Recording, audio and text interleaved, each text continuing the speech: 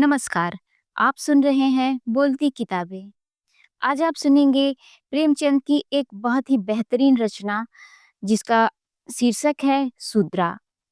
ये एक ऐसी लड़की की कहानी है जो दलित जाति से है और वो एक गांव में अपनी विधवा माँ के साथ रहती है।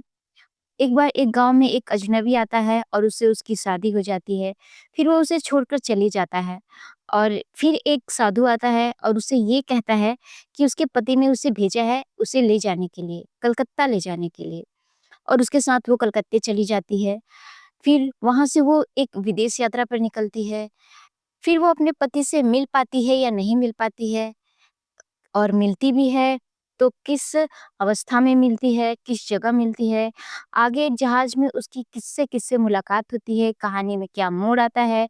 और कहानी का जो अंत है वो बहुत ही भावुक है और थोड़ा निराशाजनक है। सुनने के बाद आप सबको थोड़ी निराशा होगी कि काश ऐसा नहीं होता, काश उसके पति ने उसकी बात सुन ली होती। तो चलिए, ये सब जानने और सुनने के लिए आपको कहानी तो सुननी पड़ेगी। चलते हैं कहानी की ओर और सुनते हैं कहानी सूत्रा। माँ और बेटी एक झोपड़ी में गांव के ऊंचे सिरे पर रहती थी। बेटी बाग से पत्तियां बटोर कर लाती, माँ झाड़ झोंकती। यही उनकी जीविका थी। सेर दो सेर अनाज मिल जाता था, खाकर पड़ी रहती थी। माता विधवा थी, बेटी कुंवारी थी। घर में कोई और आदमी न था। माँ का नाम गंगा था, बेटी का गौरा। गंगा को कई साल से यह चिंता लगी हुई थी कि कहीं गौरा की सगाई हो जाए, लेकिन कहीं बात पक्की न होती थी। अपने पति के मर जाने के बाद गंगा ने कोई दूसरा घर न किया था, न कोई दूसरा धंधा ही करती थी। इससे लोगों को संदेह हो गया कि आखिर इसका गुजर कैसे होता है। और लोग तो छाती फाड़ फाड़ कर काम करते हैं, फिर भी पेट भर अन्न मयस्सर नहीं होता। यह स्त्री कोई धंधा नहीं करती, फिर भी माँ बेटी आराम से रहती हैं, किसी के सामने हाथ नहीं फैलाती। इसमें कुछ न कुछ रहस्य अवश्य है। धीरे धीरे यह संदेह और भी दृढ़ हो गया और अब तक जीवित था। बिरादरी में कोई गौरा से सगाई करने को राजी न होता था। शूद्रों की बिरादरी बहुत छोटी होती है, 10-5 कोस से अधिक उसका क्षेत्र नहीं होता। इसलिए एक दूसरे के गुण दोष किसी से छिपे नहीं रहते, उन पर पर्दा ही डाला जा सकता है। इस भ्रांति को शांत करने के लिए माँ ने बेटी के साथ कई तीर्थ यात्राएं की, उड़ीसा तक हो आई, लेकिन संदेह न मिटा। गौरा युवती थी, सुंदरी थी, पर उसे किसी ने कुएं पर या खेतों में हंसते बोलते नहीं देखा। उसकी निगाह कभी ऊपर उठती ही न थी। लेकिन ये बातें भी संदेह को और पुष्ट करती थी। अवश्य कोई न कोई रहस्य है, कोई युवती इतनी सती नहीं हो सकती। कुछ गुपचुप की बात अवश्य है। यूं ही दिन गुजरते जाते। बुढ़िया दिनों दिन चिंता से घुल रही थी। उधर सुंदरी की मुख छवि दिनों दिन निखरती जाती थी, कली खिलकर फूल हो रही थी। एक दिन एक परदेसी गांव से होकर निकला, 10-12 कोस से आ रहा था। नौकरी की खोज में कलकत्ता जा रहा था। रात हो गई। किसी कहार का घर पूछता हुआ गंगा के घर आया। गंगा ने उसका खूब आदर सत्कार किया, उसके लिए गेहूं का आटा लाई, घर से बर्तन निकाल कर दिए। कहार ने पकाया, खाया, लेटा, बातें होने लगी। सगाई की चर्चा छिड़ गई। कहार जवान था। गौरा पर निगाह पड़ी, उसका रंग ढंग देखा, उसकी सजल छवि आंखों में समा गई। वह सगाई करने पर राजी हो गया, लौटकर घर चला गया। 2-4 गहने अपनी बहन के यहाँ से लाया। गांव के बजाज ने कपड़े उधार दे दिए। 2-4 भाई बंदों के साथ सगाई करने आ पहुंचा। सगाई हो गई और वह यही रहने लगा। गंगा बेटी और दामाद को आंखों से दूर न कर सकती थी, परंतु 10-5 दिनों में ही मंगरू के कानों में इधर उधर की बातें पड़ने लगी। सिर्फ बिरादरी के ही नहीं, अन्य जाति वाले भी उसके कान भरने लगे। ये बातें सुन सुनकर मंगरू पछताता था कि नाहक यहाँ फंसा, पर गौरा को छोड़ने का ख्याल कर उसका दिल कांप उठता था। 1 महीने के बाद मंगरू अपनी बहन के गहने लौटाने गया। खाने के समय उसका बहनोई उसके साथ भोजन करने न बैठा। मंगरू को कुछ संदेह हुआ। बहनोई से बोला, तुम क्यों नहीं आते?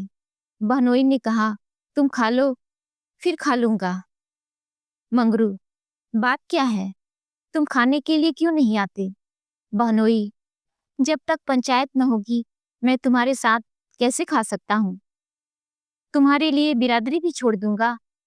किसी से पूछा न गाछा, जाकर एक हरजाई से सगाई कर ली। मंगरू चौके पर से उठ गया, मिर्जई पहनी और ससुराल चला गया। बहन खड़ी रोती रह गई। उसी रात को वह किसी से कुछ कहे सुने बगैर गौरा को छोड़कर कहीं चला गया।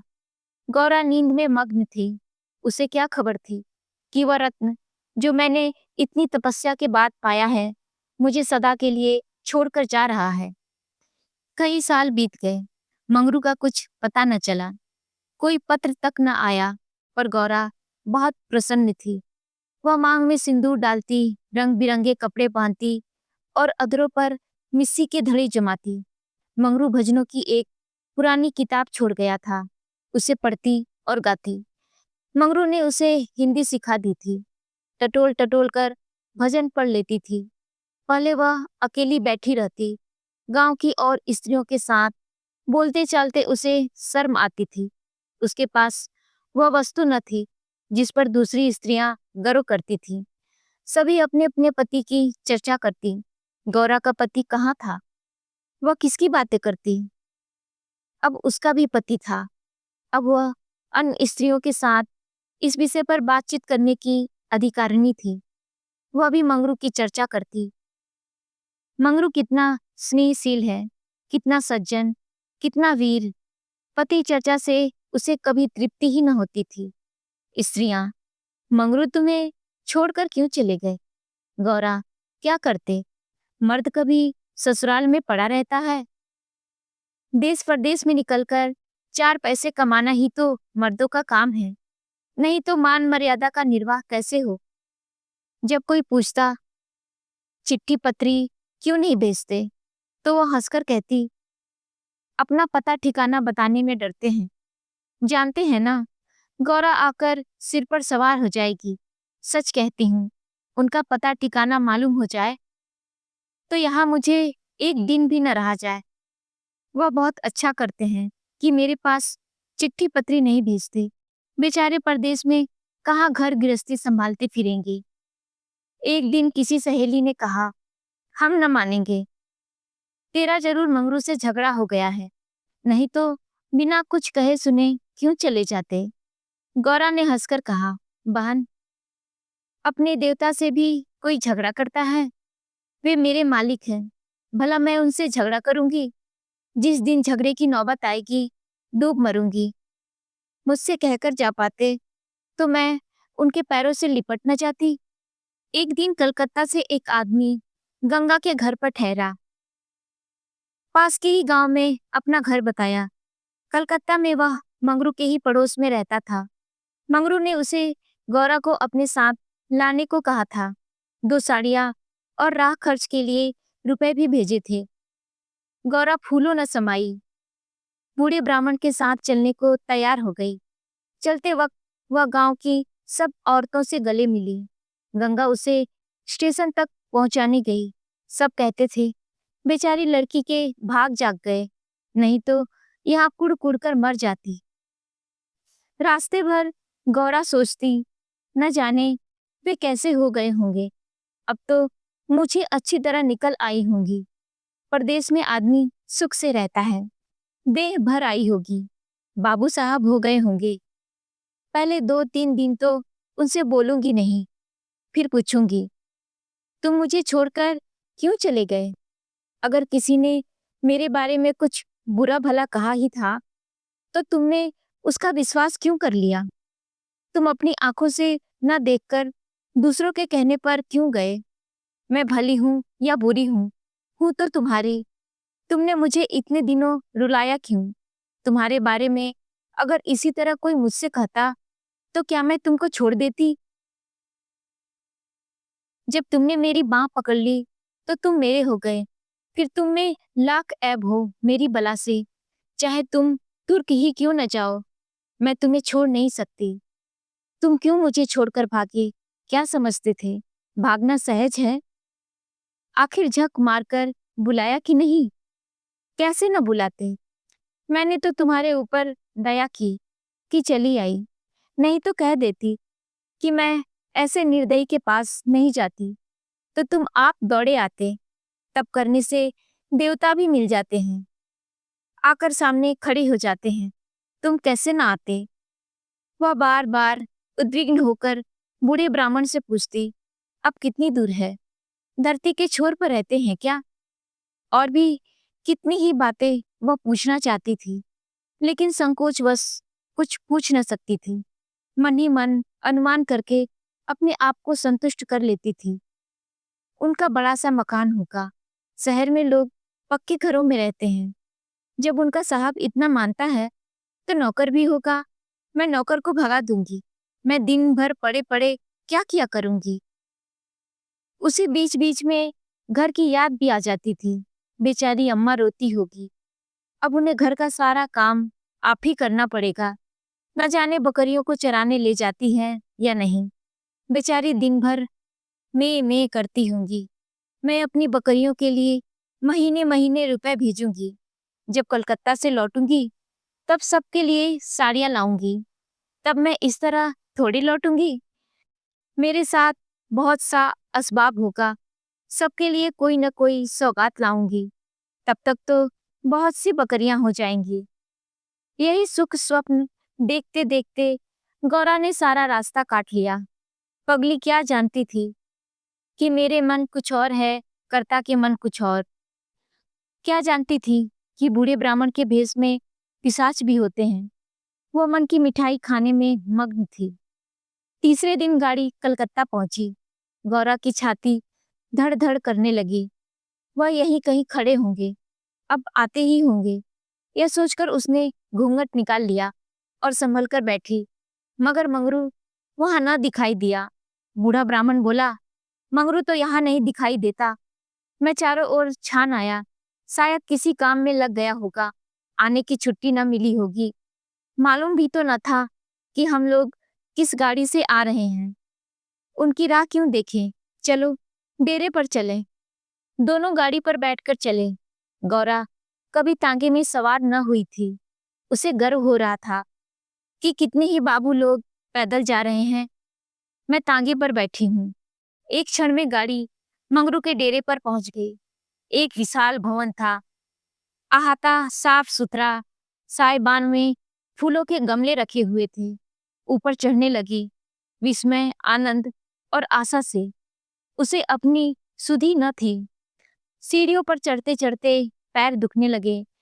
यह सारा महल उनका है? किराया बहुत देना होता होगा। रुपए को तो वे कुछ समझते ही नहीं। उसका हृदय धड़क रहा था कि कहीं मंगरू ऊपर से उतरते आ न रहे हों। सीढ़ी पर भेंट हो गई तो मैं क्या करूंगी? भगवान करे वे पड़े सोते रहे हों, तब मैं जगाऊं और वह मुझे देखते ही हड़बड़ाकर उठ बैठे। आखिर सीढ़ियों का अंत हुआ। ऊपर एक कमरे में गौरा को ले जाकर ब्राह्मण देवता ने बैठा दिया। यही मंगरू का डेरा था, मगर मंगरू यहाँ भी नदारद। कोठरी में केवल एक खाट पड़ी हुई थी। एक किनारे दो चार बर्तन रखे हुए थे। यही उनकी कोठरी है, तो मकान किसी दूसरे का है। उन्होंने यह कोठरी किराए पर ली होगी। मालूम होता है रात को बाजार में पूरियां खाकर सो रहे होंगे। यही उनके सोने की खाट है।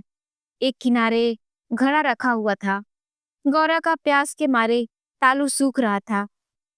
घड़े से पानी उड़ेल कर पिया। एक किनारे पर एक झाड़ू रखी थी। गौरा रास्ते की थकी थी, पर प्रेमोल्लास में थकान कहाँ। उसने कोठरी में झाड़ू लगाया, बर्तनों को धो धो कर एक जगह रखा। कोठारी की एक एक वस्तु, यहाँ तक कि उनके फर्श और उनके दीवारों में उसे आत्मीयता की झलक दिखाई देती थी।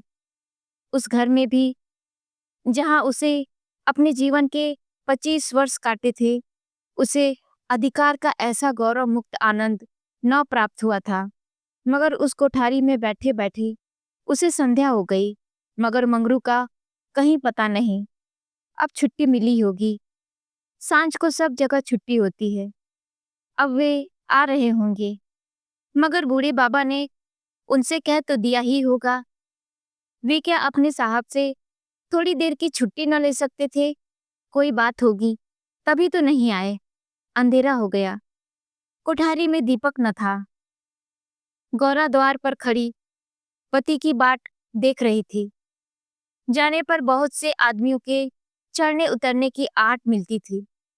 बार बार गौरा को मालूम होता था कि वे आ रहे हैं, पर इधर कोई नहीं आता था। 9 बजे बूढ़े बाबा आए। गौरी ने समझा कि मंगरू है। झटपट कोठारी के बाहर निकल आई तो देखा ब्राह्मण। वह बोली, वे कहाँ रह गए? बूढ़ा, उनकी तो यहाँ से बदली हो गई। दफ्तर में गया था तो मालूम हुआ कि वह अपने साहब के साथ यहाँ से कोई 8 दिन की राह पर चले गए। उन्होंने साहब से बहुत हाथ पैर जोड़े, मुझे 10 दिन की मोहलत दे दीजिए, लेकिन साहब ने एक न मानी। मंगरू यहाँ लोगों से कह गए हैं कि घर के लोग आए तो मेरे पास भेज देना, अपना पता दे गए हैं। कल मैं तुम्हें यहाँ से जहाज पर बैठा दूंगा। उस जहाज पर हमारे देश के और भी बहुत से होंगे, इसलिए मार्ग में कोई कष्ट न होगा। गौरा ने पूछा, कितने दिन में जहाज पहुंचेगा? बूढ़ा, 8-10 दिन से कम न लगेंगे, मगर घबराने की कोई बात नहीं, तुम्हें किसी बात की तकलीफ न होगी। अब तक गौरा को अपने गांव लौटने की आशा थी। कभी न कभी वो अपने पति को वहां से अवश्य खींच ले जाएगी, लेकिन जहाज पर बैठकर उसे ऐसा मालूम हुआ कि अब फिर माता को न देखूंगी, फिर गांव के दर्शन न होंगे। देश से सदा के लिए नाता टूट रहा है। देर तक घाट पर खड़ी रोती रही। जहाज और समुद्र देखकर उसे भय हो रहा था, हृदय दहल जाता था। शाम को जहाज खुला। उस समय गौरा का हृदय एक अक्षय भय से चंचल हो उठा। थोड़ी देर के लिए नैराश्य ने उस पर अपना आतंक जमा लिया। न जाने किस देश में जा रही हूँ, उनसे भेंट भी होगी या नहीं, उन्हें कहाँ कहाँ खोजती फिरूंगी, कोई पता ठिकाना भी तो मालूम नहीं। बार बार पछताती थी कि एक दिन पहले क्यों न चली आई। कलकत्ता में भेंट हो जाती तो मैं उन्हें वहां भी न जाने देती। जहाज पर और कितने ही मुसाफिर थे, कुछ स्त्रियां भी थी, उनमें बराबर गाली गलौज होती रहती थी, इसलिए गौरा को उनसे बात करने की इच्छा न होती थी। केवल एक स्त्री उदास दिखाई देती थी। गौरा ने उनसे पूछा, तुम कहाँ जाती हो बहन? उस स्त्री की बड़ी बड़ी आंखें सजल हो गई। बोली, कहाँ बताऊं बहन, कहाँ जा रही हूँ? जहाँ भाग्य लेकर जाए वहीं जा रही हूँ। तुम कहाँ जाती हो? गौरा, मैं तो अपने मालिक के पास जा रही हूँ। जहाँ यह जहाज रुकेगा वहीं वे नौकर हैं। मैं कल आ जाती तो उनसे कलकत्ता में ही भेंट हो जाती। आने में देर हो गई। क्या जानती थी कि वे इतनी दूर चले जाएंगे, नहीं तो देर क्यों करती। स्त्री, अरे बहन, कहीं तुम्हें भी तो कोई बहका कर नहीं लाया है? तुम घर से किसके साथ आई हो? गौरा, मेरे आदमी ने कलकत्ता से आदमी भेजकर मुझे बुलाया था। स्त्री, वह आदमी तुम्हारी जान पहचान का था? गौरा, नहीं, उस तरफ का एक बूढ़ा ब्राह्मण था। स्त्री, वही लंबा सा दुबला पतला लकलक बूढ़ा जिसकी एक आंख में फूल पड़ी हुई है? गौरा, हाँ हाँ वही। क्या तुम उसे जानती हो? स्त्री, उसी दुष्ट ने तो मेरा सर्वनाश किया। ईश्वर करे उसकी सातों पुश्तें नरक भोंगे, उसका निर्वंश हो जाए, कोई पानी देने वाला भी न हो, घोड़ी होकर मरे। मैं अपना वृतांत सुनाऊं तो तुम समझोगी कि झूठ है, किसी को विश्वास न आएगा। क्या कहूँ, बस यही समझ लो कि इसके कारण मैं न घर की रह गई न घाट की। किसी को मुंह नहीं दिखा सकती, मगर जान तो बड़ी प्यारी होती है। मिर्च के देश जा रही हूँ कि वहीं मेहनत मजूरी करके जीवन के दिन काटूं। गौरा के प्राण नहों में समा गए। ऐसा मालूम हुआ जैसे जहाज अथाह जल में डूबा जा रहा है। समझ गई कि बूढ़े ब्राह्मण ने दगा दे दी। अपने गांव में सुना करती थी कि गरीब लोग मिर्च में भर्ती होने के लिए जाते हैं, मगर जो वहां जाता है वह फिर नहीं लौटता। भगवान, हे भगवान, तुमने मुझे किस पाप का यह दंड दिया? बोली, यह सब क्यों लोगों को इस तरह छलकर मिर्च बेचते हैं?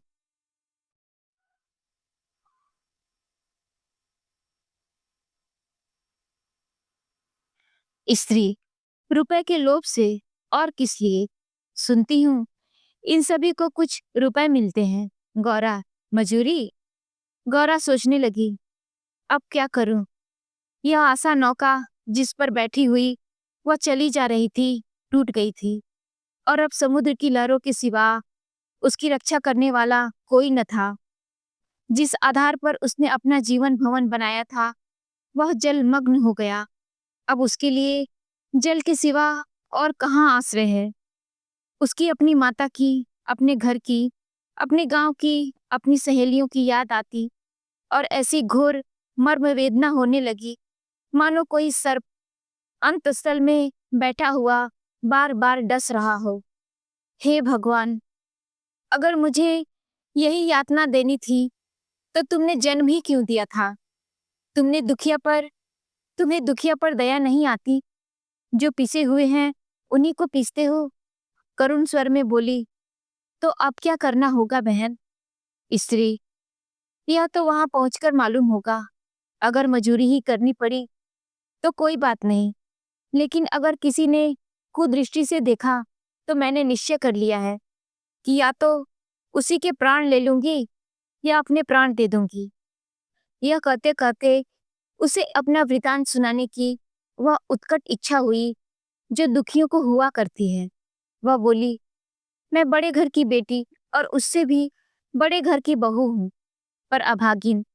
विवाह के तीसरे ही साल पतिदेव का देहांत हो गया। चित्त की कुछ ऐसी दशा हो गई कि नित्य मालूम होता कि वे मुझे बुला रहे हैं। पहले तो आंख झपकते ही उनकी मूर्ति सामने आ जाती थी, लेकिन फिर तो यह दशा हो गई कि जागृत दशा में भी रह रहकर उनके दर्शन होने लगे। बस यही जान पड़ता था कि वे साक्षात खड़े बुला रहे हैं। किसी से शर्म के मारे कहती न थी, पर मन में यह शंका होती थी कि जब उनका देहावसान हो गया है तो वे मुझे दिखाई कैसे देते हैं। मैं इस भ्रांति में समझकर चित्त को शांत न कर सकती थी। मन कहता था, जो वस्तु प्रत्यक्ष दिखाई देती है वह मिल क्यों नहीं सकती? केवल वह ज्ञान चाहिए। साधु महात्माओं के सिवा ज्ञान और कौन दे सकता है? मेरा तो अब भी विश्वास है कि अभी ऐसी क्रियाएं हैं जिनसे हम मरे हुए प्राणियों से बात कर सकते हैं, उनको स्थूल रूप में देख सकते हैं। महात्माओं की खोज में रहने लगी। मेरे यहाँ अक्सर साधु संत आते थे। उनसे एकांत में इस विषय में बातें किया करती थी, मगर वे लोग सदुपदेश देकर मुझे टाल देते थे। मुझे सदुपदेशों की जरूरत न थी। मैं वैधव्य धर्म को खूब जानती थी। मैं तो वह ज्ञान चाहती थी जो जीवन और मरण के बीच का पर्दा उठा दे। 3 साल तक मैं इसी खेल में लगी रही। 2 महीने बाद वही बूढ़ा ब्राह्मण सन्यासी बना हुआ मेरे यहाँ आ पहुंचा। मैंने इससे वही भिक्षा मांगी। इस धूर्त ने कुछ ऐसा माया जाल फैलाया कि मैं आंखें रहते हुए भी फंस गई। अब सोचती हूँ तो अपने ऊपर आश्चर्य होता है कि मुझे उसकी बातों पर इतना विश्वास क्यों हुआ। मैं पति दर्शन के लिए सब कुछ झेलने को, सब कुछ करने को तैयार थी। इसने रात को अपने पास बुलाया। मैं घर वालों से पड़ोसिन के घर जाने का बहाना करके इसके पास गई। एक पीपल से इसकी धुई जल रही थी। उस विमल चांदनी में यह जटाधारी ज्ञान और योग का देवता सा मालूम होता था। मैं आकर धुई के पास खड़ी हो गई। उस समय यदि बाबा जी मुझे आग में कूद पड़ने की आज्ञा देते तो मैं तुरंत कूद पड़ती। इसने मुझे बड़े प्रेम से बैठाया और मेरे सिर पर हाथ रखकर न जाने क्या कर दिया कि मैं बेसुध हो गई। फिर मुझे कुछ नहीं मालूम। कि मैं कहाँ गई, क्या हुआ। जब मुझे होश आया तो मैं रेल पर सवार थी। जी में आया कि चिल्लाऊं, पर यह सोचकर कि अब गाड़ी रुक भी गई और मैं उतर भी पड़ी तो घर में घुसने ना पाऊंगी, मैं चुपचाप बैठी रह गई। मैं परमात्मा की दृष्टि से निर्दोष थी, पर संसार की दृष्टि में कलंकित हो चुकी थी। रात को किसी युवती का घर से निकल जाना कलंकित करने के लिए काफी था। जब मुझे मालूम हो गया कि सब मुझे टापू में भेज रहे हैं, तो मैंने जरा भी आपत्ति नहीं की। मेरे लिए सारा संसार एक सा है। जिसका संसार में कोई न हो, उसके लिए देश परदेश दोनों बराबर है। हाँ, यह पक्का निश्चय कर चुकी हूँ कि मरते दम तक अपने सब की रक्षा करूंगी। विधि के हाथ मृत्यु से बढ़कर कोई यातना नहीं। विधवा के लिए मृत्यु का क्या भय? उसका तो जीना और मरना दोनों बराबर है। बल्कि मर जाने से जीवन की विपत्तियों का तो अंत हो जाएगा। गौरा ने सोचा, इस स्त्री में कितना धैर्य और साहस है। फिर मैं क्यों इतनी कातर और निराश हो रही हूँ? जब जीवन की अभिलाषाओं का अंत हो गया, तो जीवन के अंत का क्या डर? बोली, बहन, हम और तुम एक ही जगह रहेंगी। मुझे तो अब तुम्हारा ही भरोसा है। गौरा क्या अपने पति तक पहुंच पाएगी? गौरा की निराशा क्या आशा में बदल पाएगी? क्या उसकी मुलाकात अपने पति से हो पाएगी? जानने के लिए सुनते रहें बोलती किताबें। आज यहीं तक। अगली कहानी हम सुनेंगे अगले अंक में। तब तक के लिए नमस्कार।